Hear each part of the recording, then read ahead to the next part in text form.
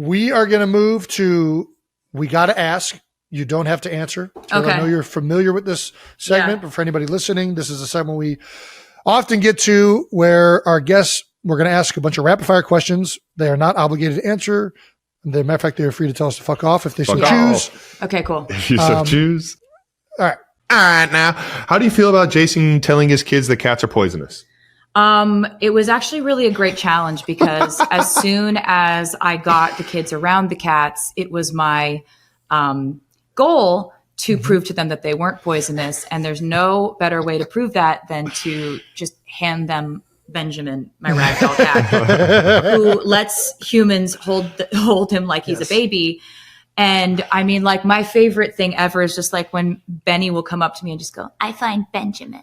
I find him. And she's just like over there, just like laying with him and petting him and holding him. And the cats are so good with kids. They're like they're just like, there's like, Meredith is here. I'm like, yep. And you know what? She didn't bite you at all, did she? No, she didn't. And if she did bite you, she wouldn't be poisonous. They're like, that's not what our dad said. I'm like, well, I heard you're getting a cat. Ooh. Well, I heard this from very well-placed source. I will neither confirm nor deny. We'll see if you're getting like a proper cat. Yeah. You're getting like a cat that chases mice. What I have or not, that. Yes. I think they sit around. There's a chance there's a happy medium. There's a happy medium. I've been talked into a barn cat that does not go inside, that will survive off of rodents in the field. Jesus. Those girls are going to be sneaking that cat into their beds. There's no way that cat. I will say this is why I lie to my kids though, I want them to be able to be critical thinkers. They need to realize it's absurd to think this. And you handing them Benjamin and then and then walking them through critical thinking ability. Yeah. Now all of a sudden they won't believe something that every moron tells them on the internet. Right. Yeah. It was really like, I know it wasn't helpful for you, but it was helpful for me. My allergies are going to be in severe, I think you might be. I don't even know if the allergies are a thing, Jason. I think you just. I've had an allergy test, Taylor. I've had an allergy test. Yeah, they tell you everything. Allegedly, I'd like to see a copy of it. Fair enough. It's just, I think that you just like maybe don't like. I don't. I mean, I think some cats I get down with. I always like Flash growing up, the cat that we had. What did you think of? What did you think of my three cats? My three perfect. Well, the only one that would go near me was Benjamin. Yeah, because the other two can sense that you had resting cat hatred. That might be it. All right. If you had to choose to bake one thing to show off your baking skills, what would you choose? Oh, right now it would be my cinnamon swirl sourdough.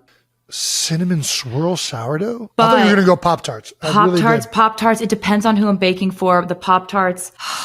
God, I just love making pop music and Pop-Tarts. I love it. I didn't even put those two together, but that makes a ton of sense. Been really experimenting with the flavors there because we got now wild blueberry, raspberry, strawberry, the original, and Kylie got me baking the cinnamon sugar. You're doing that now? Okay. Yes. Well, if I may, we need an orange Pop-Tart now. We need I mean, I'll do it if you really want me to, like with like a marmalade, like an orange marmalade in the middle, and then orange extract. Paddington Bear, little Paddington Bear. Okay, Pop-Tart? okay. No, I can get with this. I just didn't see the vision until now, and now I think it's kind of genius.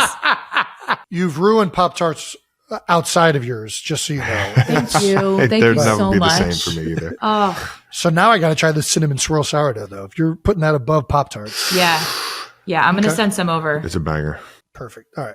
There's rumor that you played the bear in Happy Gilmore 2 in the scene where Travis has honey put on him. Can you confirm or deny this rumor? I can deny. Like, this is one of those ones where like we'll send it to each other and be like, hey, did you hear I was the bear? And there he's like, yeah, you hear we bought a house in Lake Como? Like, yeah, right? We're just sort of like, at this point, we're just like, of course they think I'm inside of a bear costume. Like, I'm honored to be thought of in that context because I loved that movie so much. I watched it multiple times. It is great. Loved it so much. Whoever did the bear acting was solid. Exquisite. Crushed. Exquisite performance. Bad Bunny and the bear killed that scene. And Travis. Bad Bunny. He absolutely delighted me in that movie. He was so good. Would you like a breadstick? He's amazing. His comedic timing is so good. There's this one part where they look over, where they're like, "Who did that?" And like his name is Oscar. His character's name is Oscar in it. Yes. Right. Yes. Yep. And it's like his brother gets hit by the golf ball, and they look over and they're like, "Who did that? Who did that?" And they do. There's a face that Bad Bunny makes, and they do the kind of the quick pan in, the zoom. Yeah. And it was just, I was like, who thought of that? How did they know he could be that? I watched it 5 times. Benito kills it. He absolutely kills it. He's so funny. He's so good. But he's also Sushi. like, No. but I felt so much for this character. I'm so excited to go to his restaurant. Like, I thought this was a real man. I believed this. Whose idea was arriving to the Eras tour stage via a cleaning cart? Mine. That's a weird idea that's my type of weird idea. Where did that come from? Well, when you're putting on a first show of a tour like that, you're not just performing for the entire stadium, you're performing for the entire internet. And so I wanted to curate and really romanticize the images that they were seeing first. So I didn't want them to see my first outfit and my first look, which would have given away what the first era was. Before, when I'm walking up the ramp behind the stage, there's all these fans that are seated behind the stage and at certain angles where they would have been able to film it.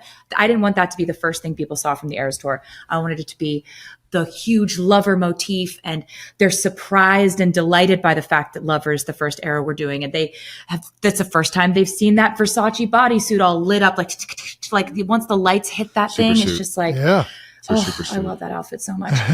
And so it was really about preserving kind of like the sanctity of a surprise moment, right? So I kind of thought I might only do it for night one, and then I just got attached to it. I was like, I find this fun. It's the perfect intro. It really is. There's a like weird little side of me that likes sneaking around. And I think the fans found it funny too. They're like, what a weirdo. Very, very We've come to see a weirdo in concert. Why is she doing that? I don't know.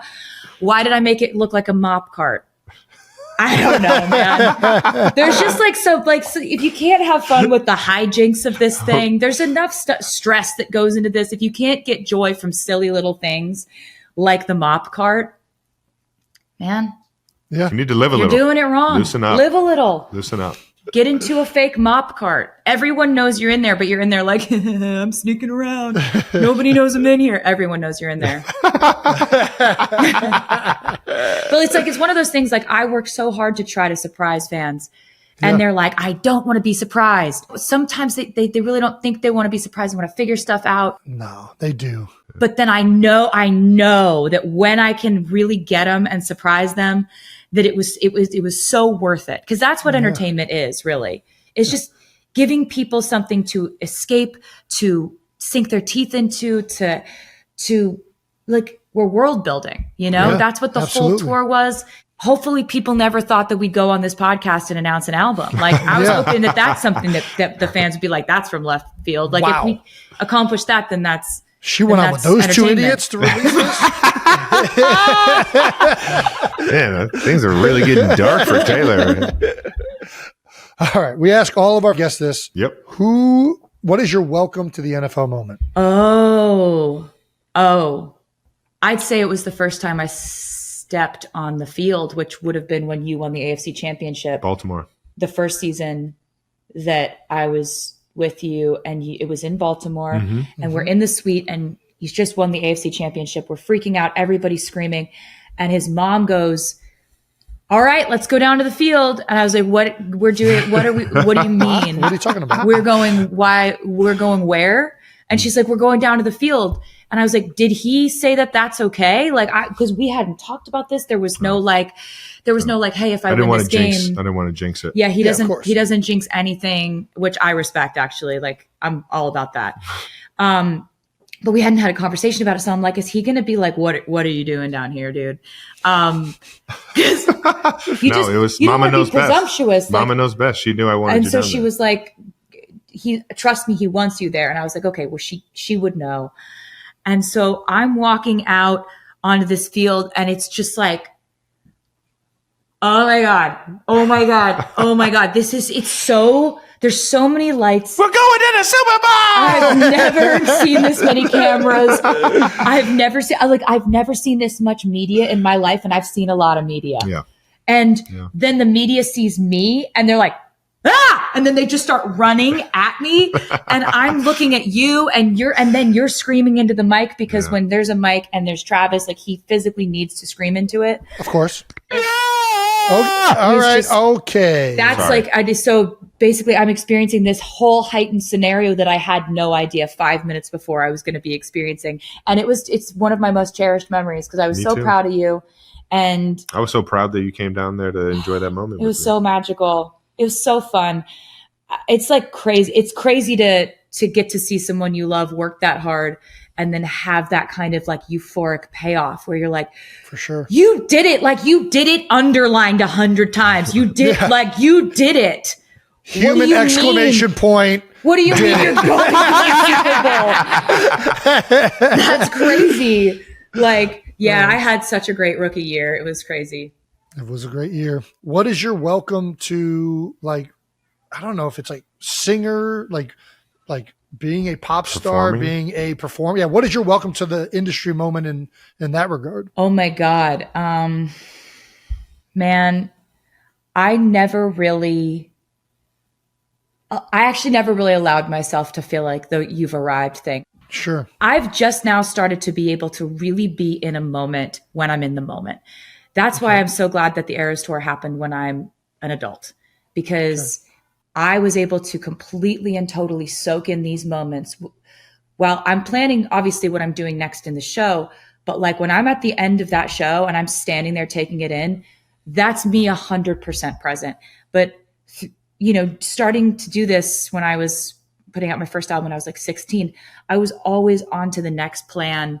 And that I get joy in planning. So it's not like I wasn't happy with that, but I never allowed myself to say, you've arrived, you've made it. I was always like, how are you going to get to make the next project? And it was all about, it was all about the higher I climbed, the more creative control I had and the more fun I had making stuff. Right. Yeah. Yeah. So it was not the altitude I was reaching. There was more pressure every step of the way, but I was getting more creative control and freedom every time. Yep. And that is why it felt so much more special to keep working harder to get it to new levels. It's not like, oh, like I can afford to buy this or whatever. Like it not to discount that. Yeah. But for me, every time I got higher up on a new rung of the ladder, I could make stuff in a more focused and free and autonomous way. What else would you want as an artist? I never really let myself be like, I've made it. But the Eras Tour, I was like, oh, this is different. Like this is nothing like what I've ever experienced before. It was so much better than anything. And literally while before. She's doing that, she's still creating the next thing. Yeah. That's what's crazy to me. I love it. Live show Sweden. Yeah. That's I adore what I do. I absolutely love it. And I love then taking the songs and writing a treatment for a music video and directing the music video, like all of the things that I get to do now. I'm so grateful for the ability to create. Like that's still what drives all of it. Well, us Swifties appreciate your dedication. We are very grateful for this as well. Thanks, guys. All righty. Do you have any questions for us? We're kind of out of the questions for this section. Is there anything you wanted to ask Travis or I? I mean, you have you put Travis on the spot right now. Yeah. I know. Oh God. Well, I don't know. I was wondering how that wax is growing in. Like, because I haven't talked to you in a couple weeks about it, and I just feel like it's really important for you to like make sure that those hairs don't grow in. Getting a little itchy, bud. No, it's fine. It's when you go like when you go from fur to no fur at all, and you can wear us cows. We got some thick hair. It's like important to figure out. Like I mean, like just a bear. Don't tell us too much. How are we doing? We're doing good. We're doing good. Managing it. We're not managing it. That's how we're managing it. Is we're not managing it. Okay. It's fortunate for me. My hair grows fast. Yep. It's coarse. It's got a texture that was difficult for about a couple weeks. Very itchy. Yep. That's what I thought. We've passed that phase now. And are we going to do it again? Do you think? I don't think so. And listen, shout out to the people in downtown Philadelphia. They did a great job. European wax. I don't think it's going to be a recurring bit. Yeah, it was the best it could have been. I also don't think I'm going to find myself in a Speedo again. Jason walked into a door that said European wax and was treated with the utmost respect and class. He had to try it in order to know. That's life. You know, it feels important that you did it. And also it's because now you know. Because now you know. I know what I always say that after I make unfortunate judgment calls. Right? Well, now I know. Now I know. Had to try it. The one thing I didn't try was wasn't great. Wouldn't do it again. Yep. And on that note, now you know. Thanks for having me. Tay, thank you so much for hopping on. Oh my gosh. All right. Thank you so much for hopping on. You are the best. This has been a blast. I think Kylie enjoyed being the #1 most viewed episode for her time that she had. This is Don't you do that to Kylie. Don't do that. Don't you do that to Kylie. You guys throw Kylie under the bus, you're going to pay for it. That was just uncalled for. Why didn't Elliot already do it? You'll find out. That's right. And that's a wrap, folks, on another episode of New Heights. Thank you to our guest, Taylor Swift, for joining us on the show. Life of a Showgirl comes out October 3rd. Pre-order is now available on TaylorSwift.com. Reminder, New Heights will be back to kick off the NFL season August 27th. Make sure you're subscribed to the New Heights channel on YouTube and follow New Heights in the Wondery app or wherever you get your podcasts. You can listen to new episodes of New Heights early and ad-free right now by joining Wondery Plus in the Wondery app or on Apple Podcasts. All right, now, once again, New Heights, a Wondery show. Follow the show on all social media at New Heights Show with 1S, and thanks to our production and crew always for your editing skills and making us look entirely better than what we are. Taylor got to see this firsthand, actually. Thanks, guys. It's been great. And to the 92%ers and to the Swifties, we love you guys. We'll see you guys next time. Bye. Peace.